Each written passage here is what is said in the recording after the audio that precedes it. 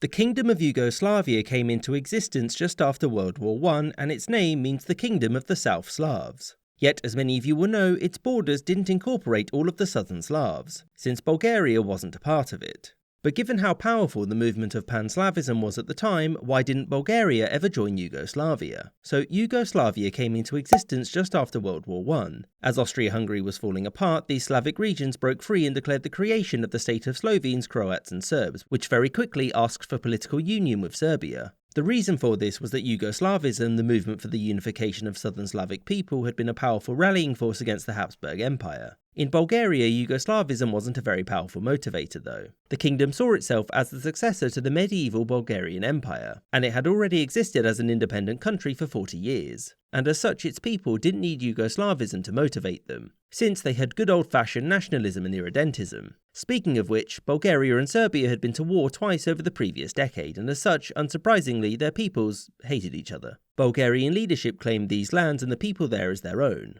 The two countries continued their mutual distrust until World War II, when Bulgaria helped the Axis in carving up Yugoslavia before also helping them to lose the war. It was occupied by Soviet troops and both it and Yugoslavia became communist nations soon afterwards. This presented an opportunity for unification because communist ideology pushed internationalism over nationalism and ethnic division. And in 1947, both signed the Bled Agreement, which brought the countries closer together and was seen by both as the first step towards unification. There was one slight hiccup though. Both sides had very different ideas about what the unification would look like. The Bulgarians saw Greater Yugoslavia as a confederation of two equal countries, and that Bulgaria would gain these lands from Yugoslavia in return for joining the Union. They would maintain separate internal policies but would act with unity on foreign and defence issues. Tito would never accept this because a union of equals would see Bulgaria dominate Yugoslavia. Whereas Tito's belief was that the proposed union would see Bulgaria broken up into numerous socialist republics and autonomous regions, with this bit becoming a part of Macedonia, which importantly would not be considered Bulgarian anymore. Bulgaria would cease to exist and the Yugoslavian leadership would oversee the running of it. This was never actually going to fly with Bulgaria though, and so the deal was dead on arrival. Doubly so when you consider that Stalin didn't like the plan and demanded that it go no further. And when Stalin and Tito fell out, the Bulgarians were hopeful that with the backing of the entire communist world, they would soon be able to take Macedonia for themselves. And so, any prospect of Bulgaria joining Yugoslavia was over for good.